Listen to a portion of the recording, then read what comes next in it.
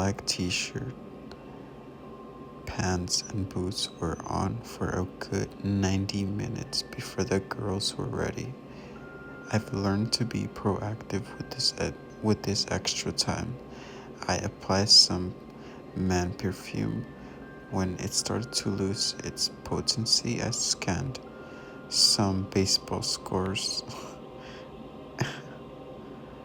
I scanned some baseball scores, put a new, oh my god, put a new bed together and painted the exterior of the house. Well, I could have. If I ever speak at one of those writing workshops where people ask it when I write, I'll simply point to times like these. We met the rest of the we met the rest of the band for dinner in an uber fancy restaurant at the St. Regis. The fine china plates were five deep.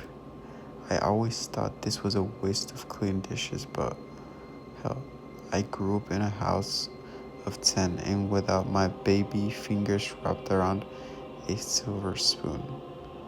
I do like the elegant stuff and have gotten to know how to handle myself with the classiest. And now I'd be really classy in the company of family and friends. It's common knowledge that the teenagers have a hard time adjusting to adult company. They think we are all so damn boring. It's an awkward time for kids this age, and I remember it well. I tell my kids, just try to not be too bored, but even I know it's a futile suggestion.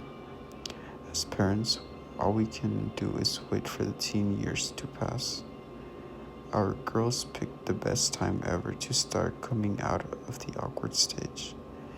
Matt talked to Grace and May about an animal foundation he volunteers for, and they fully engaged back, even before Susan and I could brace ourselves for their public eye rolling at those boring adults. Glenn told stories about hanging with David Bowie in the mid 70s. Grace was just getting really into Ziggy Stardust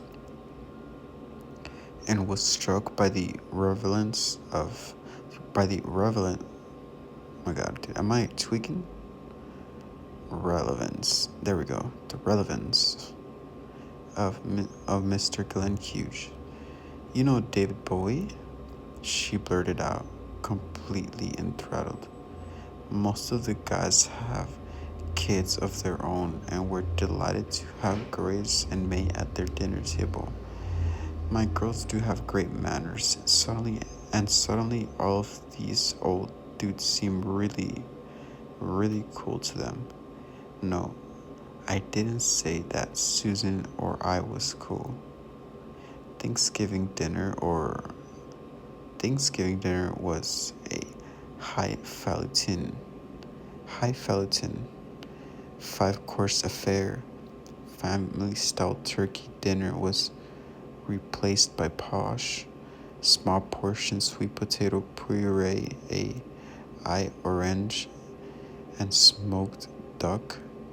Like the end of a Christmas story, we all laughed and had fun in this foreign interpretation of a traditional day. By the time we all went upstairs to go to bed, the girls were actually psyched to see their new friends perform the next night. Naturally, the fact that I was also playing was of little interest. We played the Palacio de los Deportes to 15,000 people in the middle of the gig.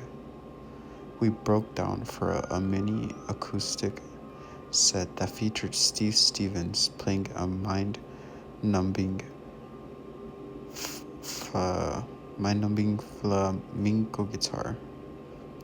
My girls were off side stage rocking hard when Matt suddenly invited Grace up to sing Backdoor on our take of Bob Dylan's Knockin' on Heaven's Door.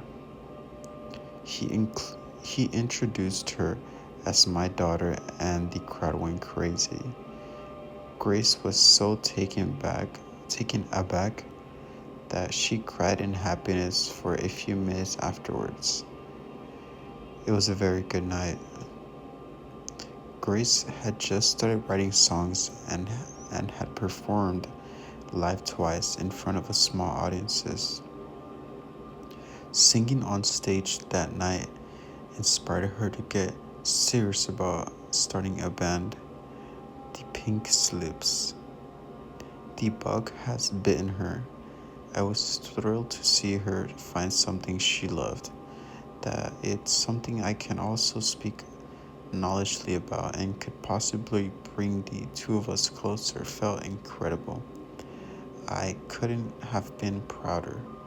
Before our family day got started the next morning, we had to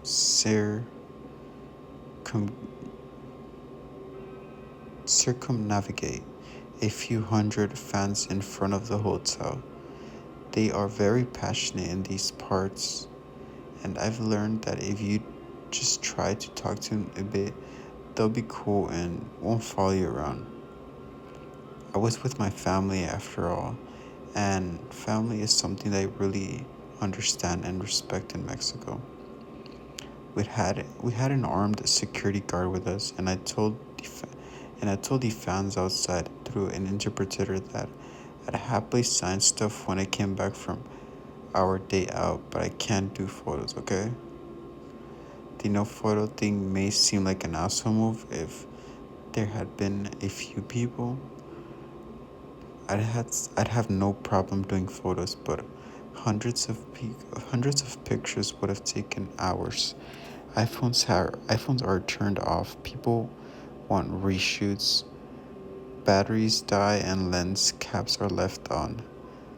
I've been through this before, and I wasn't going to chew up valuable time with my family because someone's eyes were closed in a photo. Sorry. At that point, bro, just like start recording, bro.